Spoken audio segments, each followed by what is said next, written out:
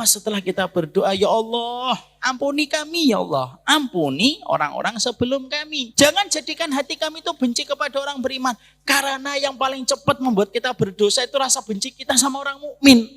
Feel it in your heart, His love for you is unconditional. You knew it from the start, He's the one.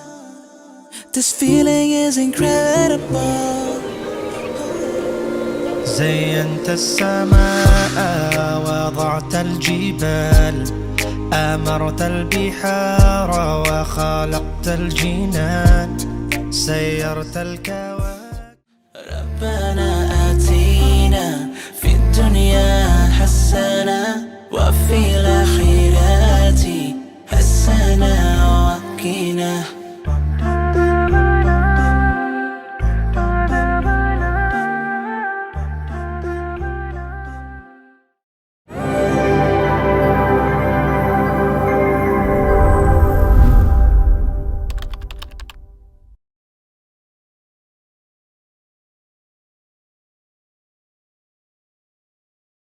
Alhamdulillah, tentunya senantiasa kita bersyukur kepada Allah atas seluruh nikmat yang Allah berikan kepada kita. Terutama nikmat yang sangat kita syukuri adalah kenikmatan-kenikmatan pada sikap konsistensi dan istiqomah kita di dalam kita berthalabul ilmi. Tidak ada karomah yang paling besar kecuali adalah karomah ketika kita diberikan sikap istiqomah. Inilah karomah yang paling besar. Kita selalu menyangka bahwasanya karomah yang paling besar itu adalah terbang di atas langit.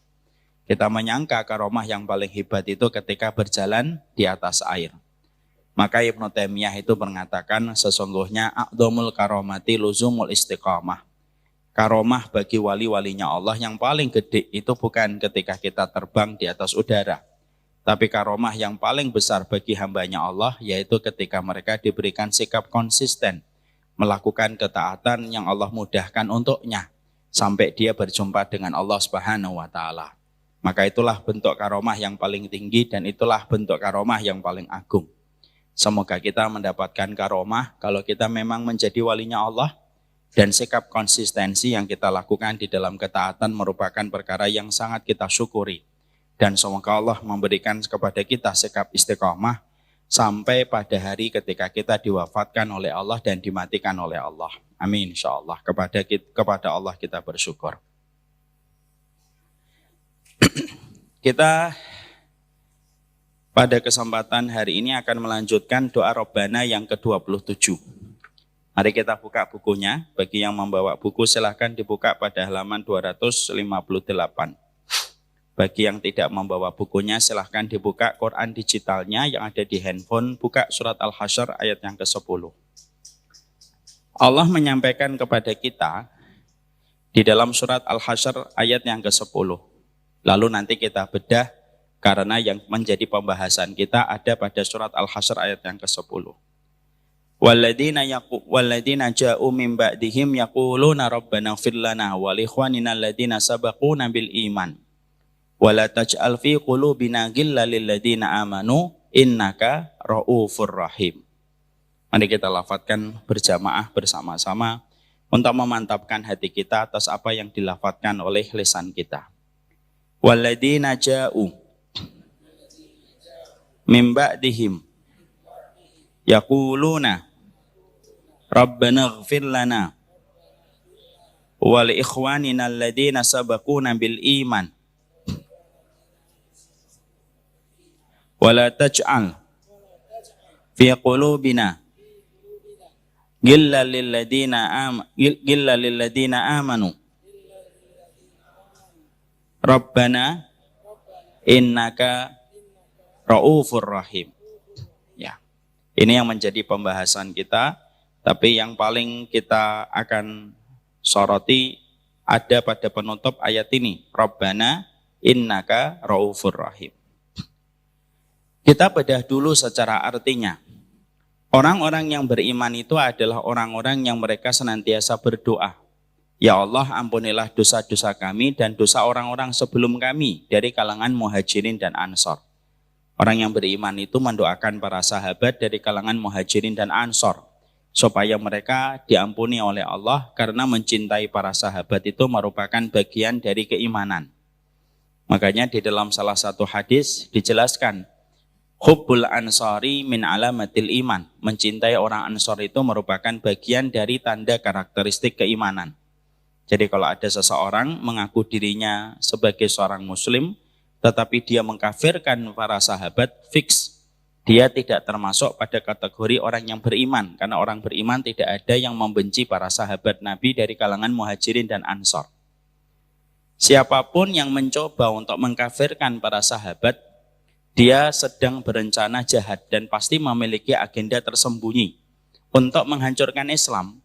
Karena sesungguhnya para sahabat itu merupakan kelompok yang pertama, ring pertama, yang mendapatkan ajaran murni dari Rasulullah SAW, dan tidaklah kita bisa mengetahui ajaran yang benar dari apa yang diajarkan oleh baginda Nabi sampai kita beriman kepada Rasulullah dan beriman pula kepada para sahabat dan mencintai para sahabat. Jadi antara iman kepada Rasul dengan mencintai para sahabat itu merupakan dua perkara yang tidak bisa dipisahkan. Kenapa mencintai para sahabat merupakan bagian dari keimanan? Karena sesungguhnya apapun yang telah diimani para sahabat itu adalah apa yang mereka dapatkan dari baginda Nabi SAW. Makanya orang tidak akan sampai kepada ajaran Nabi, tidak akan sampai kepada ajaran Rasulullah, sampai mereka mendengarkan apa yang telah disepakati dan apapun yang telah disampaikan para sahabat Nabi. Ketika para sahabat Nabi itu menjadi murid pertama Rasulullah SAW. Dan mereka adalah saksi mata yang pertama yang melihat bagaimana Quran diturunkan dan bagaimana hadis itu disampaikan. Jadi Bapak, Ibu, kalau melihat siapapun yang bicara, lalu sudah menyampaikan bahwasanya sahabat itu ada yang kafir, sudah. Tidak perlu didengarkan kembali. Karena referensi primer yang harusnya kita sepakati adalah mentakzim kepada para sahabat. Siapapun yang bicara, dimanapun dia menyampaikan, kalau dia sudah mengkafirkan, sahabat fulan ini kafir, sahabat fulan ini murtad, sudah. Tutup telinga kita keluar. Karena apa? Tidak ada satupun kebaikan dari orang yang telah mengkafirkan para sahabat. Karena kalau orang sudah mengkafirkan sahabat, apa akibatnya? Pertanyaannya berikutnya adalah, kalau para sahabat kafir, murtad, siap dari mana kita mengambil agama? Disitulah orang yang berencana jahat mengkafirkan para sahabat memiliki sebuah agenda yang tersembunyi. Makanya saya sampaikan sekali lagi, kesepakatan kita di dalam akidah Ahlussunnah wal Jamaah itu apa? Tidak ada satupun yang boleh mengkafirkan para sahabat. Kalau ada yang mengkafirkan, tinggalkan. Dengan cara yang baik, kalau memang dia belum tahu. Tapi kalau dia memaksa, maka kita harus meninggalkan dengan cara yang tegas. Akidah itu yang disepakati oleh 4 madhab adalah salah satunya mengimani para sahabat. Ya. Jadi kalau ada yang mengatakan Utsman bin Affan, KKN, dan dia termasuk sahabat yang murtad, sudah nampak perbedaan antara kita dengan yang mengatakan semacam itu. Ya, karena sekali lagi ya Bapak, sesungguhnya para sahabat itu saksi mata yang melihat bagaimana Rasulullah ketika menyampaikan ilmu dan bagaimana ketika Quran itu diturunkan. Kenapa kita harus mengambil pemahaman kita sebagaimana pemahaman para sahabat? Karena para sahabat yang melihat langsung dan mendengarkan langsung penjelasan setiap ayat dan hadis yang disampaikan oleh Rasulullah. Sebagaimana ketika polisi mengolah TKP. Polisi kalau mengolah TKP, dia tidak akan bertanya kepada saksi telinga. Dia pasti akan mencari saksi mata yang melihat kejadian itu ketika terjadi. Siapa saksi matanya? Saksi matanya fulan-fulan. Saksi datang kepada saksi mata itu dan bertanya kronologis kejadian terjadinya tabrakan. Polisi tidak akan tanya, saksi dengar.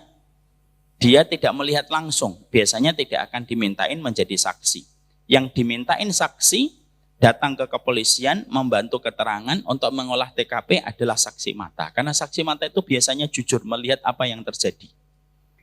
Kalau saksi dengar itu biasanya sudah berubah, ditambahi, dikurangi, sesuai dengan apa yang dia ingat.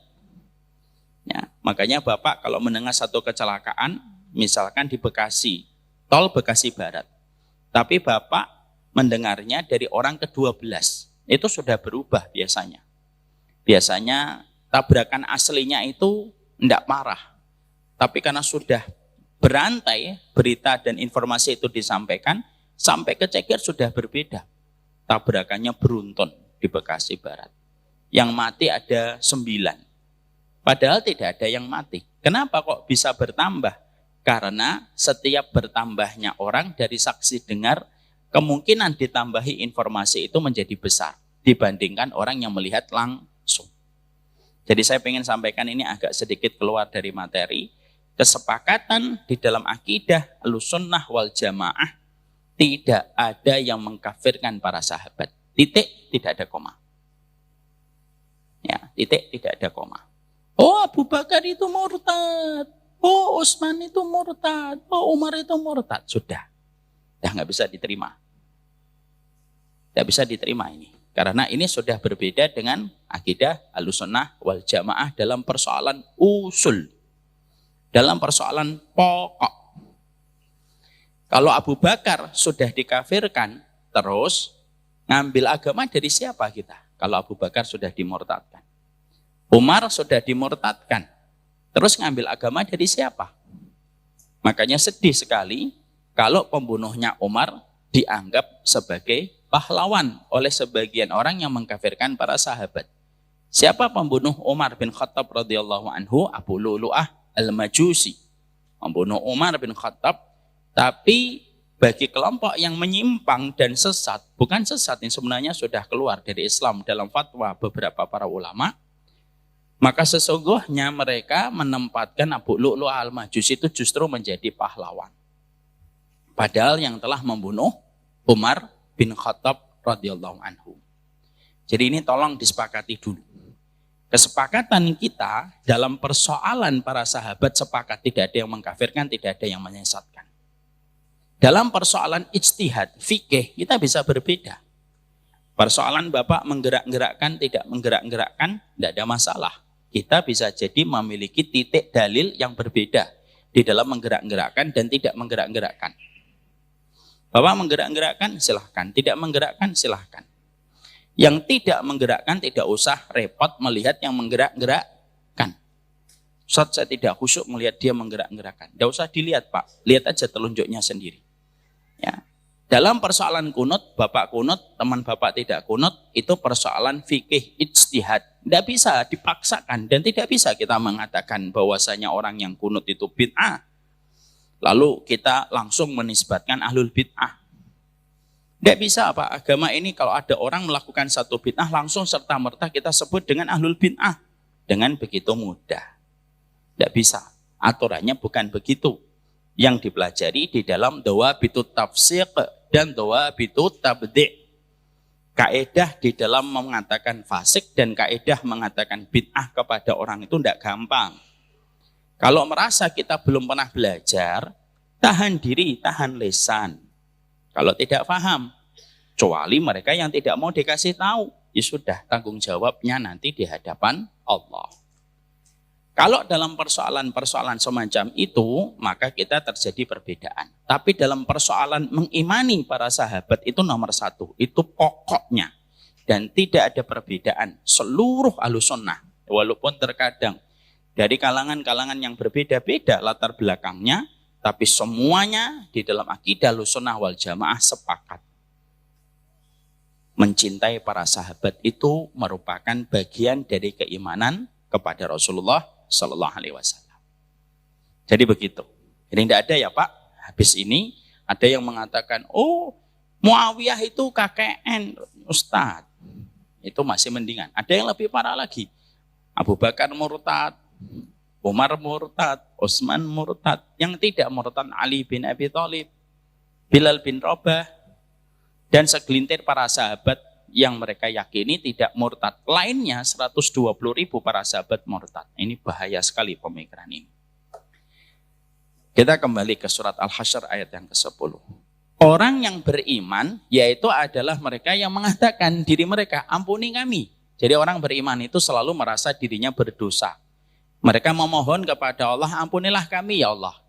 Dan orang-orang beriman sebelum kami. Siapa orang-orang beriman sebelum kita? Para ahli tafsir menerangkan itu adalah kalangan para sahabat. Dari kalangan muhajirin dan ansor. Lalu dilanjutkan. Rabbana apa tadi? Waladina ja'u min ba'dihim yaquluna rabbana ighfir lana wa li ikhwanina alladziina sabaquna bil iman wa la taj'al fi qulubina ghillal lil ladzina amanu. Janganlah engkau ya Allah menjadikan hati kami memiliki rasa ghil, benci kepada orang yang beriman. Sesungguhnya engkau Maha Penyantun lagi Maha Penyayang. Itu Pak, doanya yang kita selalu panjatkan. Ini sekaligus pula menerangkan kepada kita bahwasanya salah satu amalan terbaik bagi orang yang hidup yang ditujukan kepada orang yang mati, memintakan ampunan setiap waktu dan setiap saatnya. Kalaupun terjadi perbedaan Pak.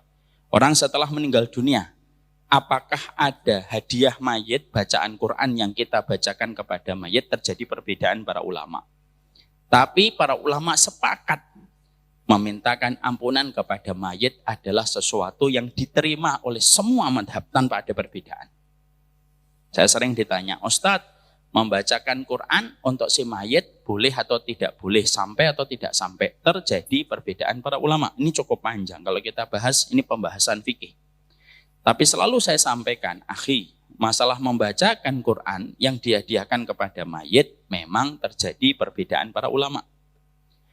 Tapi memintakan ampunan dari orang yang hidup kepada orang yang mati, seluruh madhab sepakat bahwasanya memintakan ampunan itu sampai kepada si mayit. Kadang-kadang daripada kita berdiri di antara titik khilaf yang begitu rumit, kadang-kadang keluar dari khilaf, keluar dari perbedaan pendapat itu lebih baik. Makanya saya selalu mengatakan, mintakanlah ampunan kepada si mayit, karena sesungguhnya ampunan itu dibutuhkan mayit. Makanya butuhnya kita kepada ampunan lebih panjang daripada butuhnya kita kepada tarikan nafas. Saya hidup, Pak Haiban hidup. Kita membutuhkan nafas, iya. Setiap menit, setiap detiknya kita membutuhkan nafas. Kebutuhan manusia kepada nafas itu lebih kecil daripada kebutuhan manusia kepada permintaan ampunan. Karena kalau manusia, Pak Hiban misalkan, contohnya meninggal dunia, masih nanti ya Pak, contoh. Masih nanti, masih jauh insya Allah. Kalau Pak Hiban meninggal dunia, tarikan nafasnya selesai. Tapi kebutuhan beliau untuk dimintakan ampunan kepada Allah supaya dosanya diampuni oleh Allah, itu dibutuhkan Pak Haiban, walaupun Pak Haiban sudah tidak lagi membutuhkan nafas. Artinya apa? Kebutuhan kita sama istighfar dan permintaan ampunan orang kepada kita itu melebihi kebutuhan kita kepada nafas. Itulah betapa luar biasanya kita itu berhajat kepada ampunan Allah setiap waktunya. Makanya Imam Qurtubi berkata, orang yang paling beruntung, orang yang banyak mendoakan untuk dia supaya diampuni dosa-dosanya oleh Allah. Itu orang yang paling beruntung. Ya, makanya kalau bapak punya anak, anaknya salih memintakan ampunan untuk bapak, bapak beruntung. Anak bapak dua orang anak memintakan ampunan, bapak beruntung. Bapak punya anak 10 anak dengan 10 tangan, berarti 20 tangan yang dia menengadahkan ke langit memintakan ampunan, bapak beruntung. Karena apa? Istighfarnya orang hidup kepada kita setelah meninggal dunia ibarat oksigen di dalam tanah. Dan butuhnya kita kepada ampunan besar. Tetanggamu, teman-teman solihmu, teman-teman ngajimu yang terus mengingatmu, lalu dalam momen-momen tertentu mereka mendoakan Allahumma fillahu, ketika majelis mereka saling mengingatkan untuk memintakan ampunan, itu merupakan sebuah keberuntungan besar Pak. Sekali lagi itu merupakan nafas kita di dalam tanah. Makanya kadang-kadang kita bersama circle terdekat kita itu harusnya kita saling mengingatkan. Nanti kalau saya meninggal dunia, Tolong ya, jangan lupakan saya terlalu cepat. Tolong, tetap mintakan ampunan. Aku butuh sedekah waktumu 5 menit, tok setiap pekan. Allahumma firlahu warhamhu wa'afihi wa'fu anhu. Dan itu boleh kita saling bertawasi di dalam muamalah kita bersama teman-teman dan sahabat kita. Boleh, boleh. Ada kisah tabi'ut tabi'in, mereka saling berkumpul dan mereka berkata, nanti kalau kita salah satu di antaranya meninggal lebih dulu, tolong ya jangan cepat melupakan siapa yang lebih dulu ke alam barzah. Supaya yang hidup saling mengingatkan untuk memintakan ampunan. Karena dia sudah tidak bisa meminta ampunan sendiri. Kecuali dimintain ampunan sama orang yang hidup. Sekali lagi Pak, istighfarnya orang hidup, terutama sama orang solih kepada orang yang mati, merupakan nafas dan udara, oksigen serta cahaya bagi orang di dalam kubur. Makanya itulah kenapa kita disuruh untuk selalu berbuat baik sama orang, supaya orang itu memintakan ampunan kepada kita setelah kita meninggal dunia. Maka disitulah kita mendapati wal ikhwanina alladziina sabaquna bil iman. Jangan remehkan permintaan ampunan kita yang hidup kepada orang yang meninggal dunia. Walaupun tampaknya memang remeh di mata manusia, tapi dia begitu agung di sisi Allah, Pak. Doanya anak yang solih, doanya teman yang solih, doanya sahabat yang solih, itu melebihi kekuatan 5G ataupun 6G yang ada di telekomunikasi hari ini. 5G itu menyebabkan kita kalau nonton tidak ada buffering. Seketika dari Indonesia ke Belanda, langsung. Biasanya kalau koneksinya sudah cepat, tidak ada buffering. Itu 5G atau 6G. Tapi doa itu million G. Doa itu jutaan koneksi. Melebihi jutaan koneksi internet, di mana doanya orang hidup itu nyampe kepada orang yang meninggal dunia. Kalau dia menjadi orang-orang yang beriman. Makanya Pak, jaga teman-teman Bapak dan Ibu. Setidaknya 40, kalau nggak bisa 40 yang Bapak jaga, setidaknya 30. Kalau 30 yang tidak bisa Bapak jaga, 20. Kalau 20 tidak bisa Bapak jaga, 10. 10 tidak bisa Bapak jaga, 5. Yang kita saling mengingatkan nanti kalau meninggal dunia, yang terakhir terus mendoakan kita ya yang meninggal lebih dulu. Ya. Ini termasuk salah satu sunnahnya orang-orang solih terdahulu ketika mereka saling berwasiat untuk saling memintakan ampunan. Ketika mereka tahu besarnya ampunan permintaan dari orang hidup kepada orang meninggal dunia. Ya. Saling mengingatkan, kalau setiap malam Jumat nanti tolong ya mintain ampunan kepada saya. Kesepakatan boleh hari apa aja. Nanti kalau setiap hari Jumat, habis Jumatan, tolong ya 5 menit kamu doakan dan kita saling mendoakan. Boleh, tidak apa-apa. Itu termasuk salah satu wasiat kebaikan. Dan itu merupakan cahaya serta udara bagi kita ketika sudah di alam barzah. Kita lanjutkan. Walladzina ja'u min ba'dihim yaquluna rabbana ighfir lana wa li ikhwanina alladzina sabaquna bil iman wa la taj'al fi qulubina ghillan lil ladzina amanu innaka raufur rahim. Dan jangan engkau jadikan hati kami benci kepada orang yang beriman. Nah, Bapak harus tahu dulu. Permintaan pertama apa tadi? Walladzina ja'u min ba'dihim yaquluna rabbana ighfir lana. Permintaan pertama di dalam surat Al-Hasyr apa? Ampunilah kami dan orang-orang sebelum kami. Lalu permintaan setelahnya, wala taj'al fi qulubina ghillal lil ladzina amanu. Janganlah engkau menjadikan kami ya Allah memiliki penyakit benci kepada orang beriman. Mari kita mencoba mengambil munasabahnya dulu. Munasabah itu korelasi antara permintaan pertama, permintaan kedua, dan permintaan ketiga. Karena di dalam surat Al-Hasyr itu ada 3 permintaan.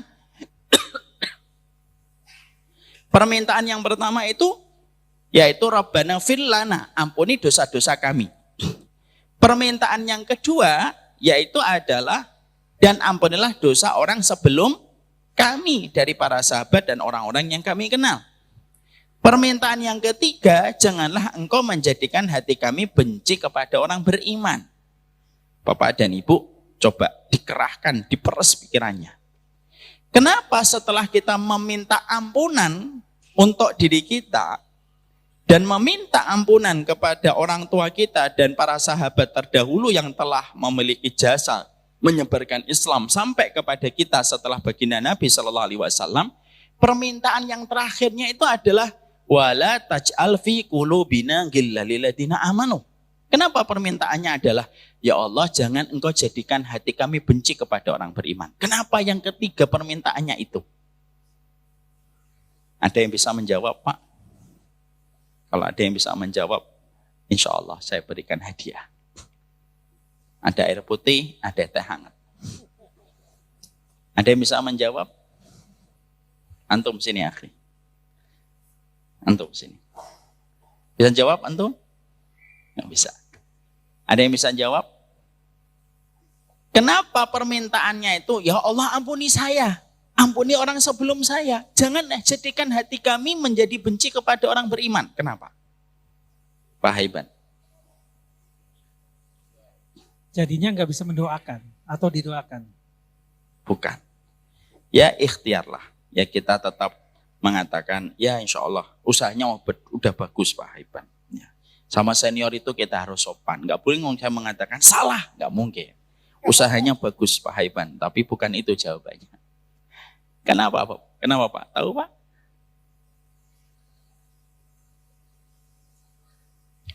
Persatuan, bukan.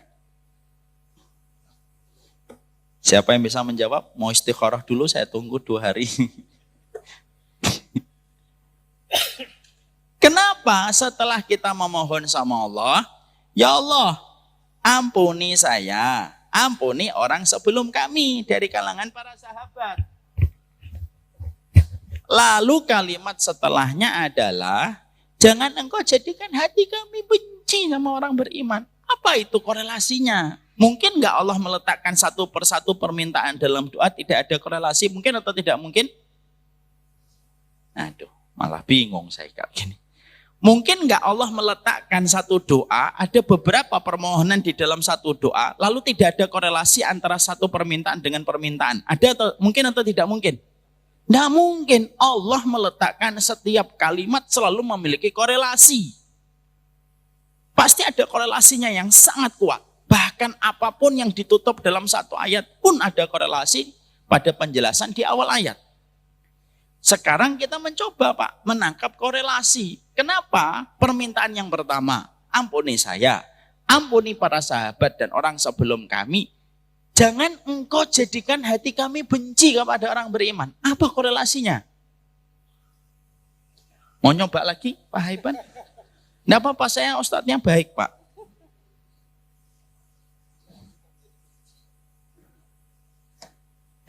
Ada yang mau nyobain? Ada yang mau nyoba? Ayo kita. Enggak. Silakan akhi. Kasih mic, Pak. Assalamualaikum warahmatullahi wabarakatuh. Assalamualaikum warahmatullahi wabarakatuh. Mau nyoba Sat? Kalau boleh misalnya nyoba. Jawab kita, aja coba-coba.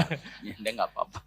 Kalau misalnya kita termasuk membenci orang beriman, berarti tandanya kita nggak beriman Sat. Jadi dengan caranya kita tidak membenci orang beriman, semoga kita jadi orang yang beriman. Oke. Nice try. Usahanya bagus. Tapi bukan itu jawabannya. Maaf ya, saya ingin membenarkan tapi ilmunya belum nyampe di situ. Ada? Ada yang mau buka Google? Silakan buka Google. Nggak ketemu Pak. Jawabannya di kitab. Google nggak bisa menerjemahkan semua kitab. Ibu-ibu ada yang mau jawab? Nggak ada. Ya kita tunggu adzan Isya Pak. Saya jawab. Sudah siap? Mari kita buka pikiran kita termasuk saya. Kenapa ketika kita membaca di dalam surat Al-Hasyr ini doa yang sangat indah sampai Allah abadikan di dalam ayat dan suratnya.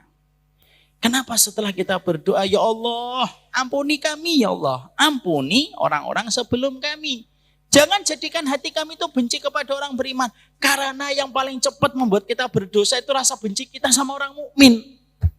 Itulah yang dinamakan ghil, Pak. Kenapa? Ghil itu paling cepat. Dosa yang paling cepat dilakukan manusia itu ghil. Oh, Bapak duduk di sini aja, ada orang di samping Bapak, kadang Bapak nggak cocok gitu. Apa sih ini? Itu sudah termasuk ghil. Makanya disebutkan setelah kita mohon ampun, lalu kita robat, wala taj'al fi qulubina ghillal lil ladzina amanu. Karena perasaan benci sama orang mukmin itu merupakan dosa yang paling jamak dilakukan manusia di mana-mana. Makanya permintaan setelah kita meminta diampuni oleh Allah Subhanahu wa taala, permintaan kita itu apa? Jangan jadikan hati kami itu memiliki rasa benci. Jadi yang menyebabkan dosanya banyak manusia di hadapan Allah itu apa? Hatinya kotor kalau ngeliat orang beriman. Ngomong bukan saya loh Pak, nanti diomongin lagi. Oh, bela siapa ini? Gak ada bela siapa-siapa. Karena sesungguhnya dominasi penyakitnya manusia dikatakan oleh para ulama tafsir itu apa? Ghil.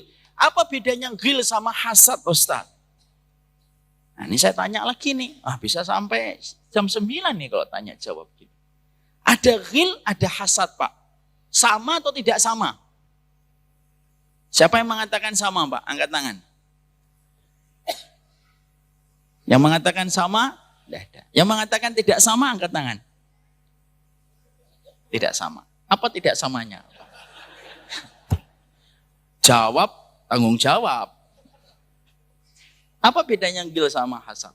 Dengan hasad, ilmu ya, tidak boleh dengan nebak hawa nafsu. Hasad kan dengki. Hasad itu dengki. Tidak senang. Sebetulnya sama-sama tidak senang. Cuma berarti beda sama dong, Pak. Beda konteks. Beda konteks. Konteksnya apa, Pak? Dalam konteks kenegaraan atau konteks masyarakatan? Apa bedanya ghil dengan hasad? Yang Allah sebutkan di sini ghil atau hasad? Ghil. Mana yang lebih gede? Mana yang lebih umum? Hasad atau ghil? Nah, ini para ulama Darul Falah berbeda pendapat. Mana yang lebih besar, Pak? Yang lebih jamak terjadi sama manusia itu ghil atau hasad? Ghil. Ghil 01, Pak. Hasad 02. Heket 03. Bercanda. Yang mana? Maka yang disebutkan oleh Allah itu ghil, Pak. Ghil itu lebih rendah daripada hasad. Apa bedanya ghil sama hasad? Bedanya ghil sama hasad itu, ghil itu perasaan benci yang terkadang tanpa sebab kita miliki sama orang. Ataupun kita memiliki sebab-sebab ketika terjadi sebuah perselisihan yang ada di antara kita. Tapi kalau ghil itu tidak berangan-angan hilangnya kenikmatan dari orang yang dia benci. Paham di sini? Kalau hasad, dia melihat kenikmatan, lalu dia merasa bahwasanya orang itu tidak pantas mendapatkan kenikmatan itu, lalu bercita-cita supaya kenikmatan dari orang itu hilang. Itu namanya hasad, Pak. Kenapa hasad dosa besar, Ustaz? Bukan dosa kecil. Loh, kita tidak paham, kata Ibnu Taimiyah. Hasad itu dosa besar, karena kalau kamu hasad sama orang, berarti kamu secara tidak langsung telah menuduh Allah salah memberi takaran takdir. Dan menyangka Allah salah dalam takdirnya itu dosa besar. Makanya hasad itu dosa besar. Orang berkata, dia itu tidak pantas dapat itu. Terus seakan-akan kalau kita boleh bicara sama orang ini, kita ngomong, emang Allah salah ngasih takaran takdirnya?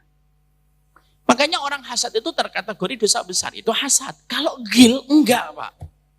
Ghil itu kadang-kadang tidak berkeinginan untuk hilangnya kenikmatan pada orang. Cuma dia itu enggak cocok. Makanya hampir-hampir setiap orang itu hampir-hampir tidak ada yang selamat dari ghil. Kadang-kadang kita baru lihat orang gitu dengan pakaiannya, kita terus nampak di dalam hati kita ghil. Kadang-kadang kita baru ngelihat orang, lalu kita ngelihat wah ini yang ini ngajinya sama Ustadz ini, yang ini ngajinya sama Ustadz ini, kita nggak suka. Itu sudah ghil. Makanya ghil itu adalah penyakit yang ada di dalam hati manusia ketika benci.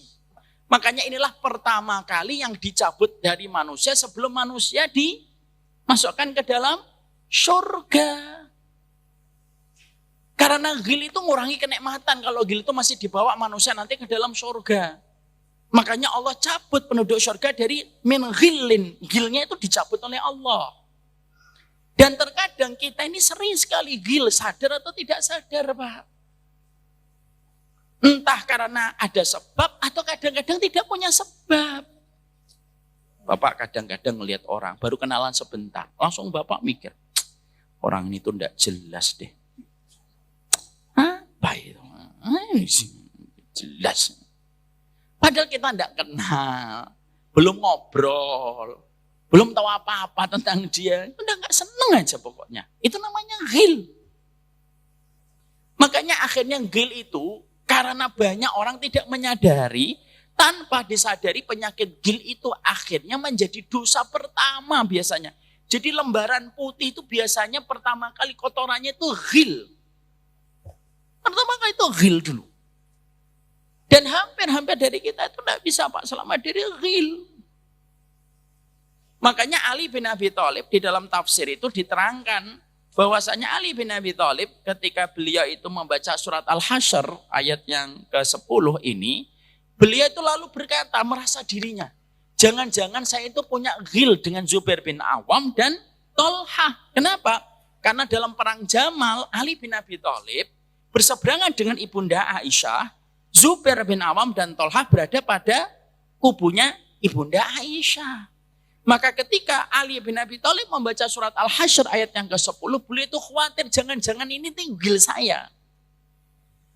Itu ghil, Pak. Jadi Bapak misalkan ngelihat orang atau Pak Haiban ngelihat ada jamaah gitu, terus ada yang nggak disukai yang disukai oleh Pak Haiban, kok saya nggak suka yang ngelihat orang itu ya? Itu ghil. Kadang-kadang refleks, Pak. Refleks aja dalam hati. Dan kita terkadang tidak bisa untuk menahannya. Datang aja di hati kita itu. Makanya Nabi tidak ada ghilnya. Kenapa tidak ada ghilnya? Karena Nabi sudah dibersihkan oleh malaikat ketika semenjak beliau belia. 2 kali dioperasi, 2 kali dibedah dadanya oleh malaikat, dibersihkan, Pak. Nabi tidak pernah ghil. Hatta Abu Bakar dan Umar pun pernah bertengkar, pernah berselisih, Pak. Dan itu pun juga merupakan bagian dari ghil. Antara Abu Bakar dengan Umar. Terhadap satu wilayah ladang. Gitu. Tapi saat itu akhirnya Umar itu legowo dan berkata, sesungguhnya Abu Bakar itu lebih dicintai Allah dan lebih dicintai Rasulullah daripada saya. Ghilnya hilang, Pak, langsung. Ghil itu juga pernah terjadi antara Abu Dzar dengan Bilal, Pak. Pernah terjadi. Ghil itu kayak benci gitu aja. Abu Dzar lagi nerangkan tentang strategi perang, tiba-tiba Abu Dzar tentang strategi perang, tiba-tiba Bilal itu mengatakan, saya tidak setuju strategi kamu. Marah Abu Dzar, nerangin panjang lebar tentang strategi perang, tiba-tiba ngomong, saya nggak setuju. Marah itu Abu Dzar radhiyallahu anhu. Coba, gelarnya aja radhiyallahu anhu. Bilal radhiyallahu anhu. Abu Dzar lalu berkata kepada Bilal, Usmut anta, ya Ibn Sauda. Diam kamu. Negro hitam dari anak perempuan, negro hitam. Lu bahasanya gitu, Pak. Iya Ibn Sauda, kamu itu orang negro, lahiran dari wanita negro. Diam. Lu perkataan itu oleh Bilal langsung menghujam ke hatinya, Pak. Dan dia tidak cocok dengan perkataan yang disampaikan Abu Dzar. Lalu apa yang dikatakan oleh sahabat Bilal? Lanahkumu hatta nahkuma li Rasulullah. Kita tidak akan menghukumi perkataan ini wahai Abu Dzar sampai kita tanya kepada Nabi sallallahu alaihi wasallam. Nah, terus langsung orang yang berselisih ini dua-duanya jalan menuju Rasulullah. Bilal di depan, Abu Dzar di belakang. Coba, Pak. Orang lagi bertengkar, jalannya bareng-bareng menuju Rasul, Pak. Lalu langsung Bilal ngomong, "Ya Rasulullah, Abu Dzar nyebut saya sebagai orang negro dari wanita negro." Lalu Abu Dzar ditanya sama Nabi, apakah kamu mengucapkan itu wahai Abu Dzar? Iya ya Rasulullah. Langsung Nabi marah, Pak. Inna kamru'un fika jahiliyah. Kamu itu Ada di dalam hatimu itu perkara jahiliyah. Itu Pak, namanya benci sama orang mukmin itu termasuk perkara jahiliyah. Innaka mru'un fika jahiliyah. Kamu itu di dalam hadamu itu ada perkara jahiliyah, wahai Abu Dzarrin. Maka akhirnya Abu Dzar itu menyesali apa yang telah diucapkan, nyusul Bilal, meletakkan pipinya di atas tanah sebelahnya dan pipi sebelahnya menghadap ke langit dan berkata, sembari dia mengatakan kepada Bilal ketika melangkah, injakkan kakimu ke pipiku untuk menebus perkataanku tadi. Para ulama mengampaikan itu termasuk bagian dari ghil yang terjadi, Pak. Maka akhirnya itulah yang kita harus mengerti. Kalau paling ringan itu ghil, Pak. Kamu gak suka itu sudah ghil. Kalau sudah ngomong itu namanya sudah menodai. Kalau kamu sudah bicara namanya sudah menghujat. Kalau ghil aja sudah bisa menjadi dosa ketika benci kepada orang yang beriman itu sudah terkategori sebuah dosa. Dan itulah perkara pertama kali yang mengotori benihnya hati kita, itu ghil, Pak. Gimana dengan orang yang ngomong, gimana dengan orang yang menghujat, gimana dengan orang yang memvonis. Hati-hati itu, udah perkara ringan. Mau diajari untuk hati-hati kok malah marah-marah. Jadi itulah yang dinamakan dengan ghil. Kalau hasad beda. Hasad itu ngelihat seseorang dengan nikmatnya, lalu kita nggak suka dengan kenikmatan itu, lalu kita bercita-cita bagaimana mengenyahkan kenikmatan itu hilang dari orang tersebut, itu namanya hasad. Ya. Orang lebih banyak mana? Ghil atau hasad? Coba, lebih banyak mana Bapak? Bapak ghil atau hasad? No, jujur itu. Kita ini lebih banyak ghil. Makanya akhirnya doanya apa? Rabbana wala taj'al fi qulubina ghillan lil ladzina amanu. Siapa yang bisa menghilangkan ghil ini di dalam dada seorang mukmin? Yang bisa menghilangkan ghil di dada orang yang beriman itu hanya Allah. Dan tempaan orang tersebut ketika dia tahu, ketika dia paham bahwasanya ghil itu berpotensi kepada dosa. Gimana caranya Ustaz? Kalau tiba-tiba kita ngelihat orang tidak suka, pegang, diterapi. Jangan gitu, bisa jadi dia punya kemuliaan di sisi Allah yang tidak kita ketahui. Kita ngelihat ada orang gak cocok dengan apa yang ini. Bapak kebiasaannya begini, tiba-tiba ketemuan orang. Tidak sesuai dengan kebiasaan yang kita lihat. Ghil itu kita sudah bisa jadi dia punya sesuatu yang saya tidak miliki di hadapan Allah. Makanya di situ ada hasad, ada ghil. Kenapa disebutkan ampunan setelah itu permintaan pertama supaya hati kita tidak ghil? Karena ghil itulah yang paling banyak menodai hati manusia. Itu ghil itu yang paling ringan. Kalau sudah ngomong, kalau sudah bicara, kalau sudah menggunakan kata-kata yang tidak sepantasnya, itu lebih daripada ghil. Dan itulah perkara yang paling merusak dalam kehidupan seorang mukmin. Nah, saya sampaikan apa yang ditulis oleh Imam Syaukani dalam kitabnya Nasrul Jauhar. Imam Syaukani ini termasuk ulama besar dan termasuk banyak mentaklif kitab tafsir. Ya. Salah satu kitab tafsirnya Imam Syaukani itu Fathul Qadir. Imam Syaukani itu berkata begini, Pak. Kita akan menjumpai manusia. Dia tidak mau minum khamar, dia tidak mau zina, dia tidak mau korupsi, dia tidak mau membunuh, dia tidak mau memegang kulit wanita yang bukan mahram. Tapi di saat yang sama, dia akan membicarakan orang dengan gampang. Kata Imam Syaukani. Saya ulang kembali perkataan beliau.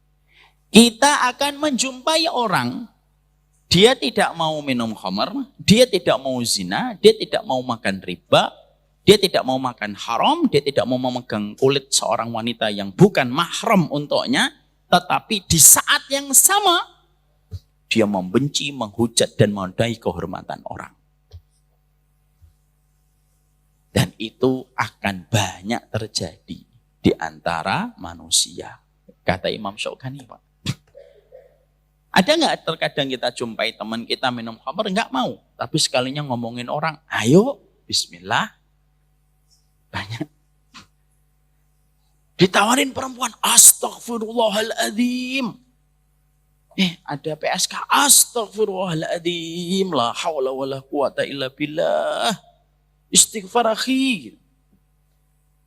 Tentang fulan ini gimana? Oh fulan ini begini. Lancarnya panjang lebar. Yang ngomong bukan saya. Imam Syaukani dalam kitabnya Nasrul Jawad. Di situ menunjukkan kepada kita bahwasanya gagalnya manusia itu menuju surga itu ya karena masalah hatinya berinteraksi kepada hatinya orang yang beriman. Makanya disitulah kita akhirnya menjumpai bahwasanya ayat ini Allah turunkan sekaligus pula mengingatkan bahwasanya orang beriman adalah orang yang sadar dan terjaga. Menjaga hatinya setiap waktunya dan jangan pernah memaklumkan hatinya ketika membenci orang yang beriman. Makanya kalau hati kita sedang diserang rasa benci kepada orang beriman, ini paling susah Pak. Ini juga teguran keras buat saya. Kalau hati kita sedang terserang virus untuk membenci orang beriman, maka datangkanlah prasangka baik dan alasan terbaik tentang orang itu supaya bisa mengikis rasa benci dan prasangka buruk kita kepadanya. Oh mungkin dia begini, oh mungkin dia begini, oh mungkin dia begini, oh mungkin dia begini. Karena bisa jadi semua terjadi tanpa kita ketahui bagaimana kejadian yang sebenarnya. Itulah kenapa seorang mukmin itu dikatakan oleh ulama, Fudail bin Iyad itu berkata, al-mu'min yatlubul ma'adhir. Mukmin itu minta sama kamu. Mintanya itu bukan rukhsah, mintanya itu wajib. Minta sama kamu supaya kamu ngasih udzur sama dia. Dan itu yang paling susah dalam kehidupan seorang mukmin untuk memberikan udzur kepada saudaranya. Maaf ya Pak, saya mungkin pernah cerita atau enggak ya. Apa yang kita lihat, apa yang kita dengar, itu belum tentu mewakili bagaimana kejadian yang sebenarnya terjadi. Makanya kenapa kita diperintahkan di dalam agama kita yang sangat agung ini untuk memberikan prasangka yang baik, memberikan udzur, karena bisa jadi bahwasanya apa yang kamu simpulkan tidak sebagaimana yang terjadi. Makanya berkali-kali saya berkata, salah husnudon itu lebih baik daripada salah memvonis. Nah, saya ambilkan sebuah contoh nyata, Pak. Udah pernah saya sampaikan mungkin di sini ya, atau belum, saya mohon maaf ya. Saya memiliki 2 kakak. Kakak pertama laki-laki, kakak pertama perempuan, cerebral palsy, Pak. Yang unik adalah kakak saya perempuan, Allahu yarham. Beliau sudah meninggal dunia pada waktu kena COVID 2 tahun lalu. 1 tahun pas setelah Bapak. Lah, beliau ini kalau ditinggalkan saya dan ditinggalkan Bapak, tantrum Pak. Setelah meninggalnya Ibu. Jadi nggak bisa ditinggal berdua, itu nggak bisa.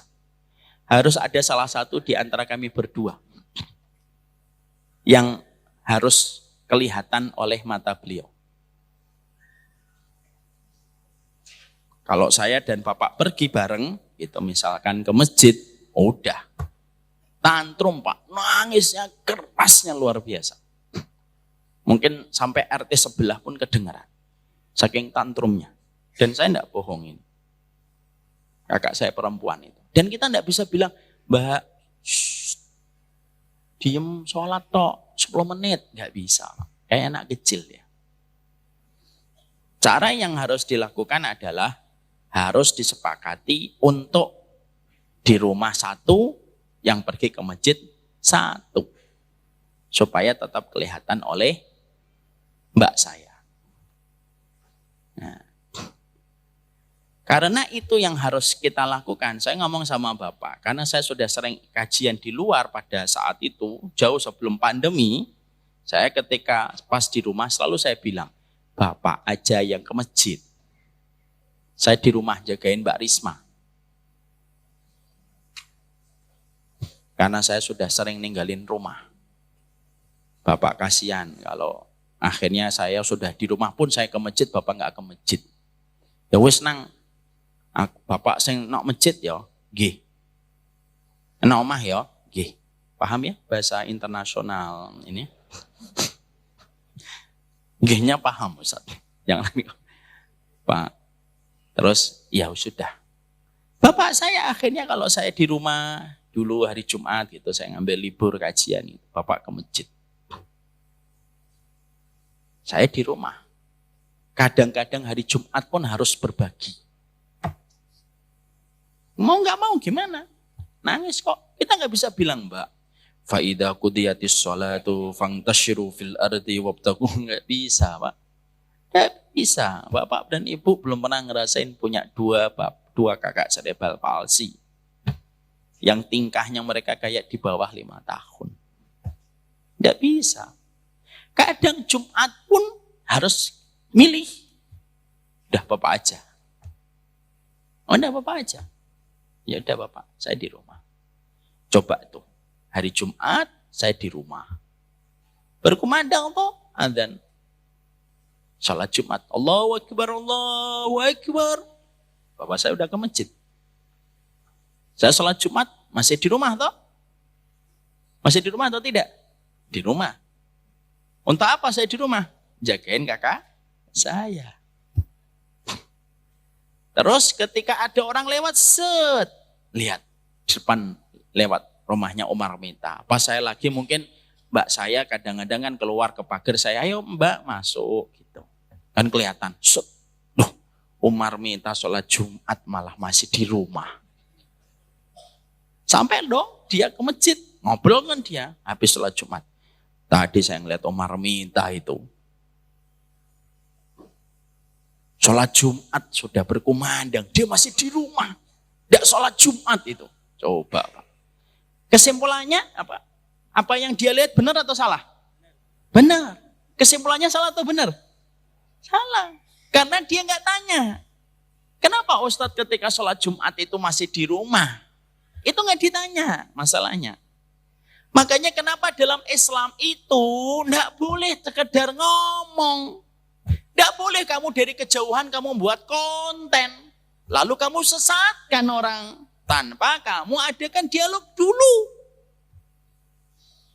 Karena itulah yang menjadi persoalan yang hari ini ruwet.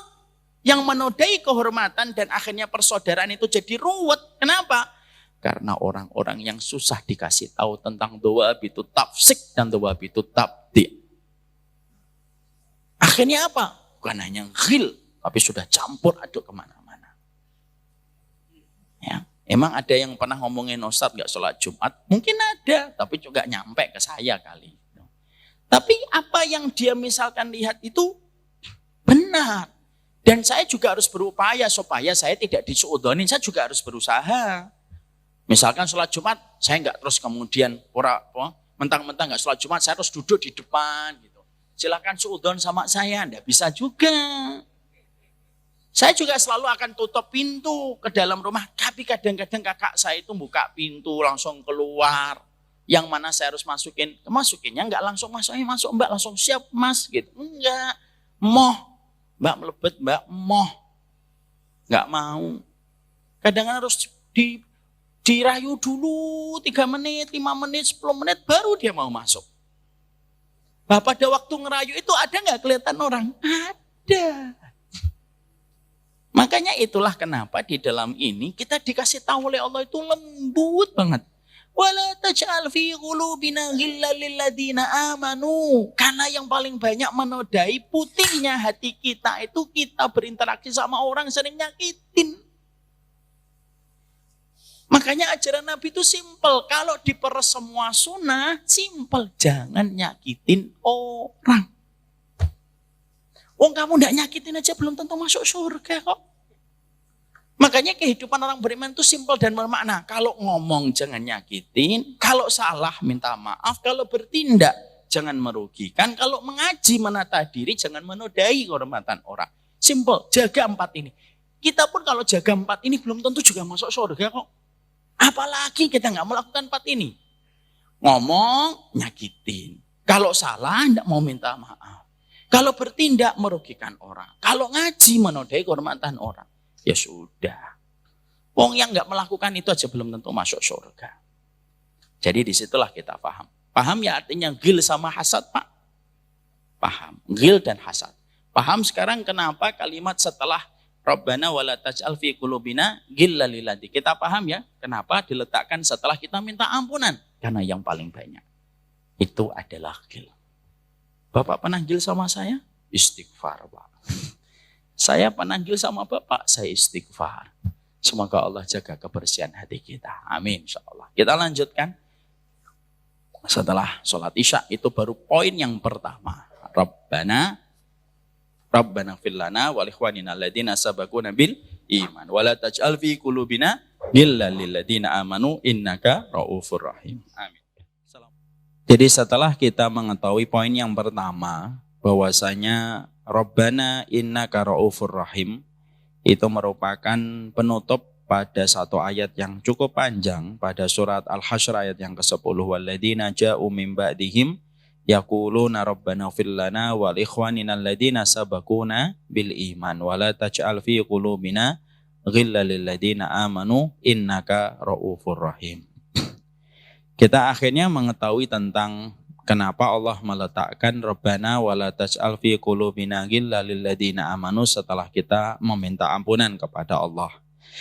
Kita juga sudah mengetahui bahwasannya perbedaan antara ghil dengan kata hasad yang terkadang sering kita dengarkan kata hasadnya tetapi terkadang justru kita tidak paham perbedaan antara hasad dengan ghil. Sampai pada kesempatan tadi kita akhirnya mengetahui bedanya antara hasad dengan ghil. Maka mungkin ada pertanyaan pada poin yang kedua ini. Poin yang kedua ini adalah apakah nanti orang yang beriman pada kehidupan di akhirat, bahwasanya orang beriman itu dulunya pernah punya ghil ketika di dunia, dan apakah mereka juga bisa masuk surga walaupun dulunya mereka punya ghil di antara satu dengan yang lainnya? Maka kita akan menemukan sebuah jawaban indah. Bisa jadi ada dua orang mukmin yang ketika di dunia mereka memiliki sifat ghil antara satu dengan satunya, tapi nanti ketika di akhirat Allah putuskan bahwasanya dua-duanya mendapatkan surga. Karena sesungguhnya ketika manusia nanti dihisab oleh Allah, ketika mereka ditimbang di dalam mizannya Allah, lalu melewati siratnya Allah, maka ketika melewati siratnya Allah, kita akan menjumpai di dalam surat Al-Hijr ayat 47. Wa naza'na ma fi sudurihim min ghillin, ya. Wa naza'na ma fi sudurihim min ghillin ikhwanan ala sururim mutaqabilin.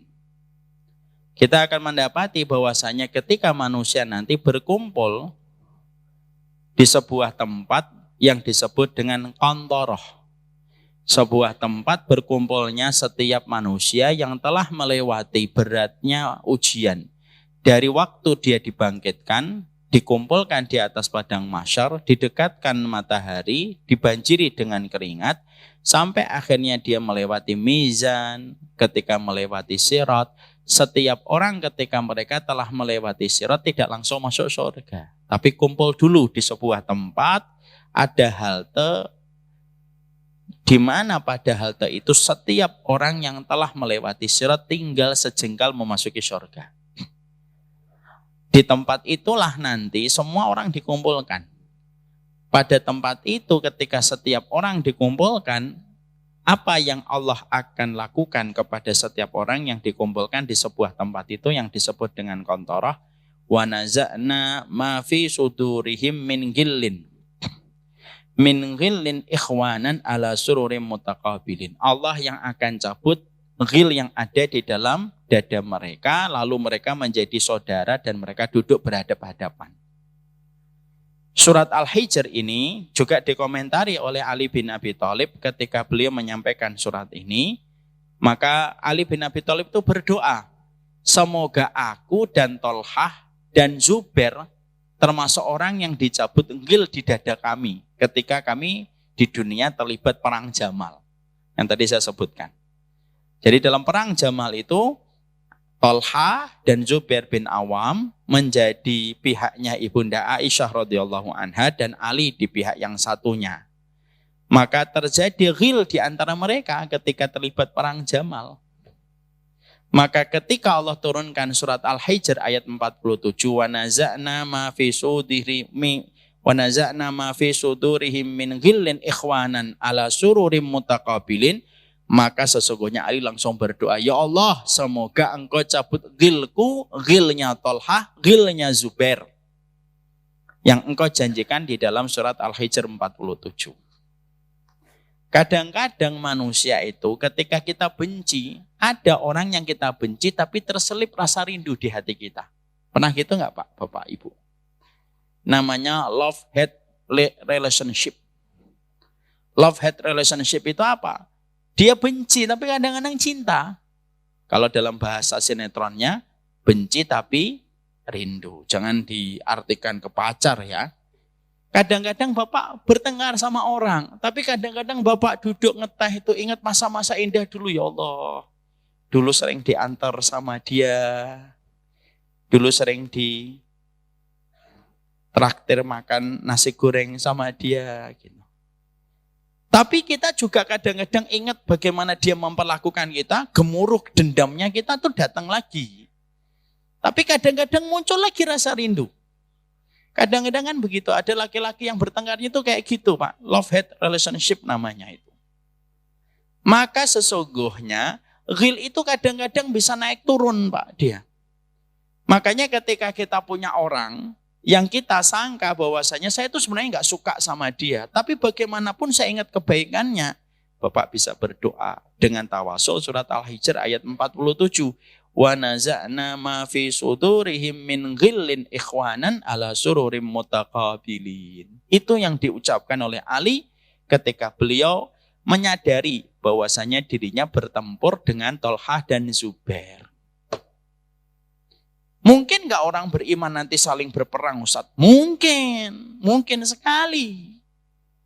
Mari kita baca di dalam surat Al-Hujurat. Coba Pak Haiban dibaca surat Al-Hujurat. Coba saya buka. Ayat yang ke-9. Jika ada dua kelompok dari orang-orang yang beriman saling berperang, maka damaikanlah wahai orang-orang yang beriman di antara keduanya dengan mengajak keduanya kepada hukum Allah untuk menyelesaikan pertikaian di antara keduanya. Ya, mari kita perhatikan. Antum perhatikan di situ Al-Hujurat, diperhatikan Pak Haiban. Di situ Allah menyampaikan wa in ta'ifatani minal mu'minina iqtatalu. Betul atau tidak? Kalau di situ ada dua kelompok orang yang beriman yang saling berperang. Antum kalau tadabbur dan membaca tafsirnya bil ma'tsur dalam ayat ini, antum dapati dua-duanya itu masih disifati oleh Allah dengan kata beriman. Allah tidak mengatakan yang satu beriman, yang satu murtad. Enggak. Allah masih mensifati wa in ta'ifatani minal mu'minina iqtatalu. Kalau kamu mendapati dua kelompok orang beriman itu saling berperang. Karena kadang-kadang ghil itu bisa menjadi dendam dan akhirnya menyebabkan sesuatu yang paling ekstrim, yaitu adalah terjadinya peperangan walaupun itu merupakan suatu dosa yang besar. Tapi di situ kita mendapatkan ada orang-orang yang nanti orang solih pun bisa punya ghil. Jadi tidak ada manusia itu yang bersih dari ghil. Enggak. Wong sampai orang ngelewatin sirat itu juga masih ada ghil kok. Makanya akhirnya wa naza'na ma fi sudurihim min ghillin ikhwana ala sururim mutaqabilin. Allah yang cabut.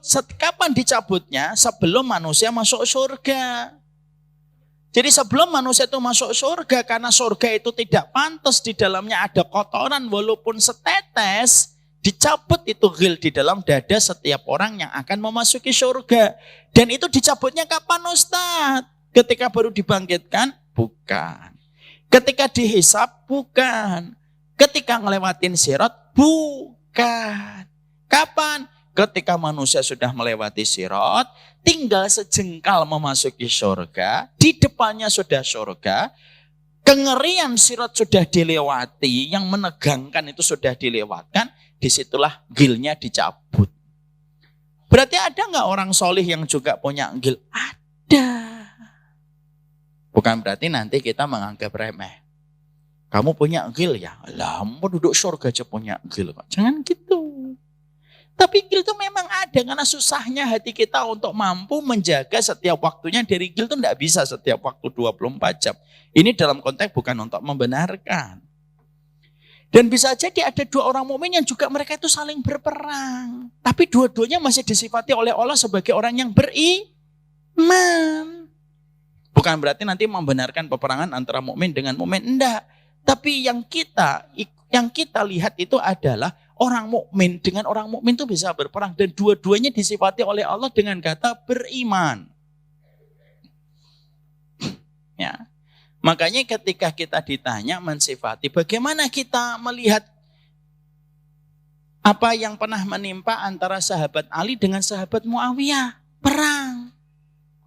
Maka kita mensifatinya dengan dengan dua. Tilka ummatun qad khalat laha ma kasabat wa lakum ma kasabatum. Itu umat yang telah lalu, bagi mereka apa yang mereka usahakan, bagi kalian apa yang kalian usahakan. Yang kedua, maka sesungguhnya peperangan antara sahabat Muawiyah dengan sahabat Ali yang dua-duanya punya kedudukan agung di sisi Allah dan sisi Rasulullah. Cara melihatnya bagaimana? Simple. Itu ijtihadnya Ali dan ijtihadnya Muawiyah. Kalau sudah ijtihad, maka kalau salah mendapatkan 1 pahala, kalau benar mendapatkan 2 pahala. Sudah selesai di situ. Maka itu yang menjadikan kita akhirnya memahami gil itu selalu ada. Kecuali orang yang betul-betul menjaga dirinya setiap waktu dan betul-betul dirahmati oleh Allah. Tapi itu pun tidak bisa memastikan bahwasanya kita akan selamat dari penyakit gil pada kehidupan hati kita. Karena dosa yang paling sering mengotori permukaan hati kita itu dosa gil dan kebencian yang ada. Kakak ipar dengan adik ipar, menantu dengan mertua, itu ghil itu sebenarnya. Itu ghil, bisa jadi pengurus dengan pengurus, ghil. Karena begitu setan itu terus berupaya gitu. Dia terus berupaya supaya ghil itu tumbuh di hati setiap orang. Ya, itu selalu ada kita jumpai. Ya, menantu dengan mertua kan sama-sama mereka mencintai orang yang sama. Kenapa kok mereka saling benci gitu? Ghil, yang masuk itu ghil. Kakak ipar dengan adik ipar, sepupu dengan sepupu. Ghil, tetangga kadang itu juga karena ghil, bukan karena hasad. Ada yang banyak karena hasad, ada pula yang karena ghil. Kakak adik, ghil. Pengurus-pengurus komunitas kadang-kadang pecah di tengah jalan, ghil, benci dia. Dia merespon kebencian itu dari luar dan akhirnya membenarkan prasangka itu menjadi sebuah kebencian, maka itulah yang dinamakan ghil. Ada unsur setan Ustaz dalam ghil? Ya, ada unsur setan. Makanya kita mendapatkan apa yang dikatakan oleh Rasulullah di dalam sabdanya ketika mengomentari setan. Inna syaitana qad ya'isa ayyabutuhul musalluna fi jaziratil Arab walakin fi tahrishi bainahum. Sesungguhnya setan itu sudah berputus asa untuk menjadikan patung kembali disembah di jazirah Arab.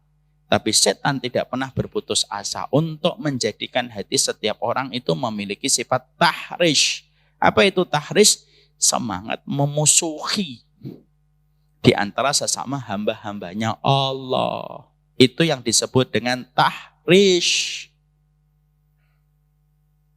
Jadi kalau Lata, Hubal ini nama-nama berhala yang hidup yang pada waktu sebelum Rasulullah berdakwah itu namanya kan Lata, Uzza, Hubal.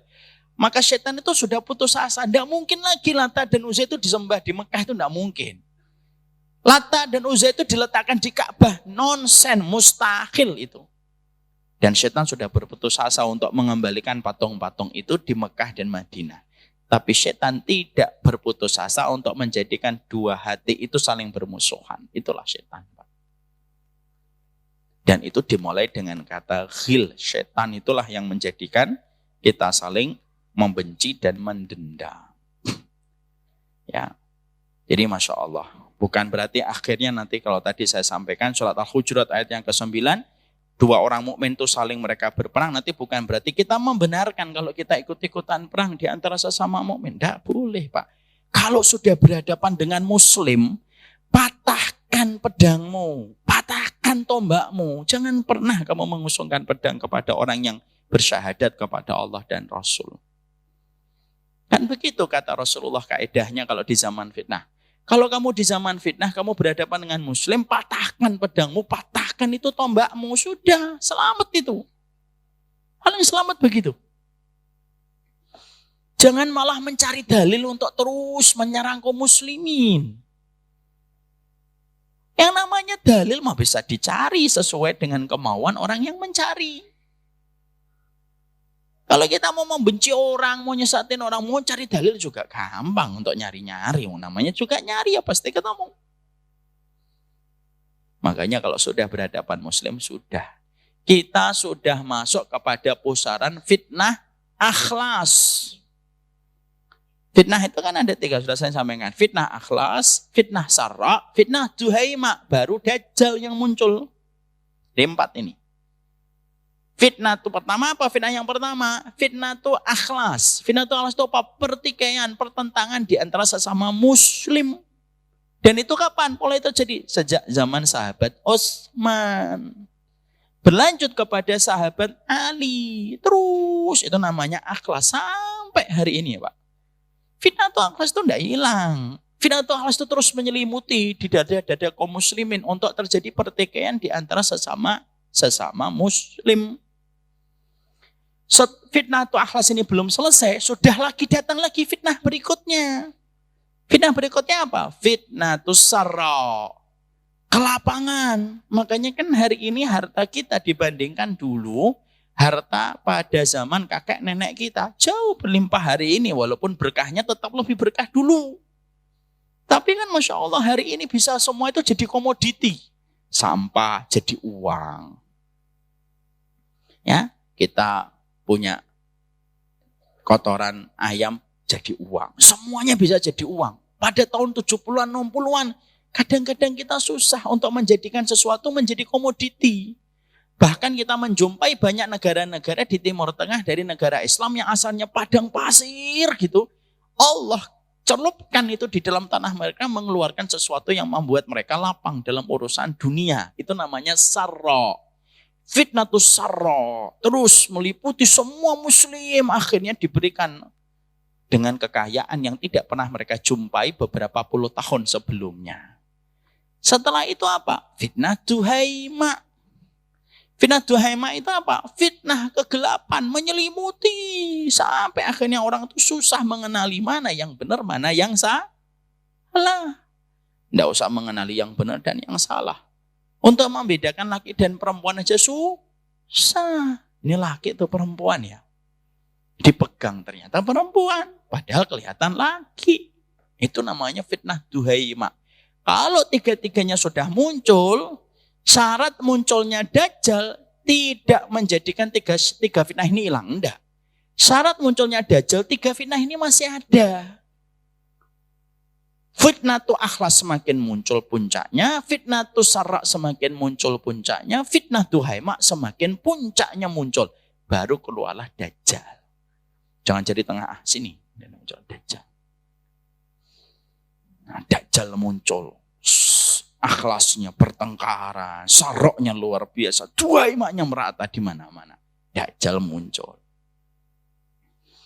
Makanya kita tidak boleh ketika sudah mendapati bahwasanya fitnah itu akhlas itu adalah fitnah perpecahan yang menimpa kepada kaum muslimin, jangan nambah-nambahi perpecahan di antara kaum muslimin.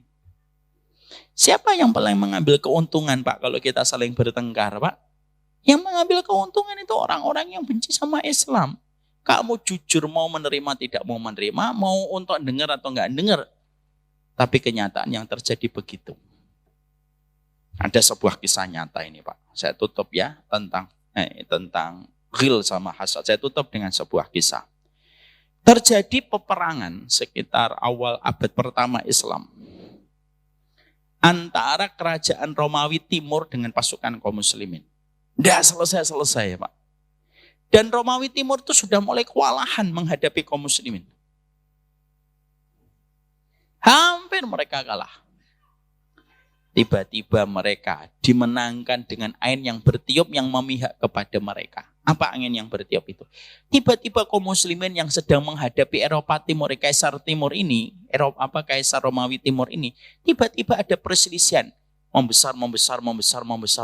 Akhirnya gesekannya luar biasa. Kaum muslimin pada saat itu terbagi menjadi dua kelompok yang mereka saling bertikai hebat. Nanti dicek di sejarah sejarah Romawi Timur. Ketika kaum musliminnya lagi bertengkar dan bertikai dan suasananya itu panas di antara kaum muslimin, para pemuka militer datang kepada Kaisar Romawi Timur. Singkat ceritanya mereka berkata, Kaisar, saatnya menyerang. Total, seluruh pasukan kita menyerang kaum muslimin ketika mereka sedang bertikai dan mereka sedang bertengkar hebat. Karena mereka turun kekuatan mereka untuk bertengkar sesama mereka. Bapak, Ibu tahu jawaban apa dari Kaisar Romawi Timur? Kaisar Romawi Timur berkata, "Shh, jangan diserang." Loh, gimana? Ini saat yang tepat nyerang. Jangan diserang. Loh, gimana sih ini? Kita bertempur berbulan-bulan kok. Ini saatnya mengambil keuntungan di antara kesempitan ketika mereka sedang bertikai. Jangan diserang. Kata Kaisar. Besok jawabannya aku beritahukan kepada kalian. Besok kalian datang ke sini. Para komandannya itu sudah jengkel gitu. Karena menurut mereka ini merupakan timing yang tepat untuk menyerang.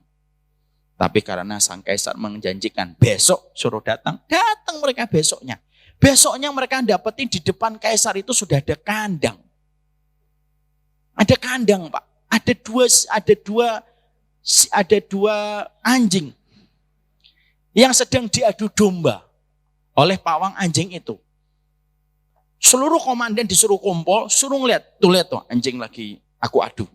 Diadu Pak anjing. Yang satu gonggong, cakar mencakar sampai berdarah-darah. Lalu sang Kaisar Romawi Timur berkata, udah ngeliat kalian itu bertengkar? Iya, sudah Kaisar. Belum selesai pertunjukan. Dia ngomong, masukkan itu serigala. Masukkan ke kandang itu. Langsung yang disuruh oleh sang Kaisar, masukkan serigala Pak. Serigala dimasukkan. Tutup. Dua anjing yang asalnya bertengkar hebat ini Pak, berhenti bertengkar. Gara-gara ngelihat ancaman baru Pak. Ancamannya apa? Serigala. Langsung dua anjing ini menyerang serigala dengan cepat. Dan mereka saling bertukar posisi untuk menyerang serigala itu. Dalam waktu yang tidak terlalu lama. Terkapar serigalanya mati. Ketika anjing dua itu yang asalnya bertengkar lalu datang musuh baru. Lalu mereka langsung sigap menyerang musuh yang baru itu. Kata Romawi Timur, apa Kaisar itu Pak. Lihat tuh. Ini jawabanku.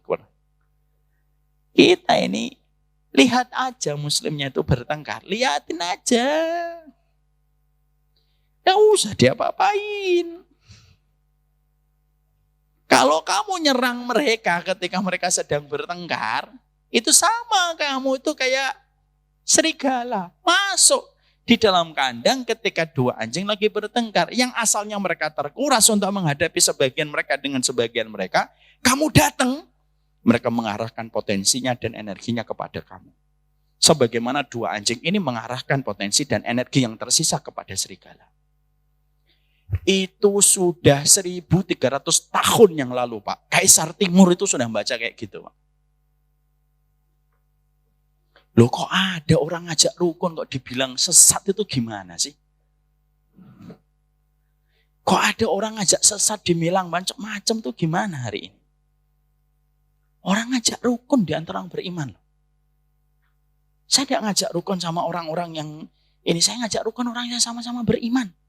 Oh sama orang yang gak beriman aja kita rukun kok harusnya. Saya punya tetangga non muslim pun saya baik kok. Apalagi sesama muslim.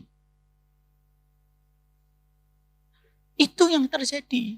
Jadi akhirnya tadi kita mendapati bahwasanya Wala taj'al fi qulubina ghillan lil ladzina amanu. Kalau betul-betul muslim itu mampu menghilangkan ghilnya, mampu menghilangkan hasadnya, lalu mereka mau dialog dengan dialog yang sehat, tidak diikuti dengan emosi dan fanatisme, tidak masalah kok. Tapi kalau akhirnya kita ngelihat pertengkaran gitu terus, antum setiap buka YouTube bertengkar, fulan ini ngomentari fulan ini reaksi fulan, siapa yang senang? Yang senang yang buat konten Pak, dia dapat duit, dia pasang AdSense, potong video ini dapat AdSense dia. Tapi yang rugi siapa? Yang rugi semua orang mukmin yang hatinya pengen untuk bersaudara dengan orang mukmin yang lain. Yang rugi siapa? Anak-anak muda. Akhirnya Anda mau melihat apa itu agama, bertengkar terus. Ya orang politik bertengkar sama dengan orang yang ngaji bertengkar terus ya. Akhirnya pekerjaan kita, dakwah kita semakin berat ke depan. Bukan berarti kita membenarkan yang salah, tapi memastikan bahwasanya apa yang kamu sampaikan itu salah dan benar itu disampaikan dengan cara hujah yang kuat dan menghormati hujah yang lain lah. Jadi begitu. Paham? Poin 1 dan 2 Pak? Paham insya Allah. Gak paham atau gak paham? Insya Allah saya anggap paham. Sekarang poin yang ketiga. Di situ ada kata di closing ayatnya Rabbana innaka ra'ufur rahim. Apa itu ra'uf? Apa itu rahim? Kenapa Allah menutup surat Al-Hasyr ayat yang ke-10 dengan Rabbana innaka ra'ufur rahim? Itulah pembahasan kita insya Allah pekan depan kalau tidak ada undur. Barakallahu fikum, ini yang dapat saya sampaikan. Mari kita pulang segera supaya tidak ada ghil dengan istri kita dan suami kita. Semoga Allah memberkahi setiap langkah kita di dalam kebaikan insya Allah. Mohon maaf atas segala keterangan yang tidak sepantasnya. Ada kata-kata yang kurang berkenan, saya memohon maaf. Ada kata yang terkesan mungkin emosional, saya juga meminta maaf. Semoga tidak mengurangi message-nya. Karena intinya adalah marilah kita menjadi hamba Allah yang saling bersaudara. Barakallahu fikum, karena materi ini belum selesai. Selesainya insya Allah pekan depan. Karena kita masih membahas Rabbana innaka ra'ufur rahim. Ra'uf itu penyantun. Rahim itu penyayang. Apa bedanya? Kenapa Allah sebutkan innaka ra'ufur rahim? Kenapa Allah tidak menyebutkan innaka rahim? Kenapa? Jangan menjawab, kalau rahim tok nggak enak Ustaz nadanya. Innaka rahim, enak. Jangan gitu. Di situ ada innaka ra'ufur rahim. Ada ra'uf diartikan penyantun, rahim diartikan penyayang. Kenapa? Bedanya apa antara ra'uf dengan rahim? Kenapa harus ditutup dengan ayat itu? Apa konsekuensi ketika kita mengimani innaka ra'ufur rahim? Nah, saksikan insya Allah pada jam dan waktu yang kurang lebih sama pekan depan. Bersama dengan saya tanpa ada iklan. Dari awal sampai akhirnya. Barakallahu fikum wa sallallahu ala nabiyina Muhammad. Ini yang dapat saya sampaikan. Subhanakallahumma wa bihamdika asyhadu an la ilaha illa anta astaghfiruka wa atubu ilaik. Feel it in your heart. His love for you is unconditional. You knew it from the start. He's the one. This feeling is incredible. زينت السماء وضعت الجبال أمرت البحار وخلقت الجنان سيرت الكواكب ربنا آتينا في الدنيا حسنة وفي الآخرة حسنة وقنا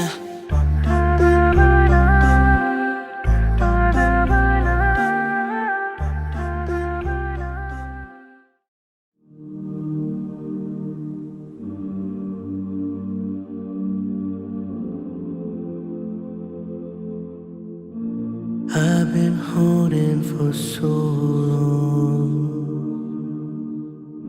scared I might slip away. Sometimes I just feel so lost, but I know that I'll find my way.